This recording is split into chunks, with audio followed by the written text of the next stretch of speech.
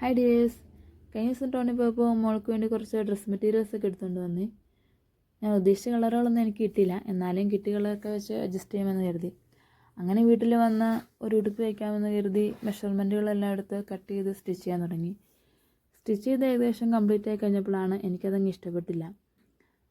പിന്നെ വീണ്ടും ഒന്നുകൂടി എല്ലാം വെച്ചെടുത്ത് ആദ്യം മുതലേ പണി തുടങ്ങി. നിങ്ങൾക്കും ഇങ്ങനെയുള്ള അബദ്ധങ്ങളൊക്കെ പറ്റിയിട്ടുണ്ടാവുമെന്ന് കരുതുന്നു. അങ്ങനെ വീണ്ടും നമ്മൾ തയ്ച്ച് സെറ്റാക്കിയിട്ടുണ്ട്. ഇതാണ് കേട്ടോ അതിൻ്റെ ഫൈനൽ റിസൾട്ട്.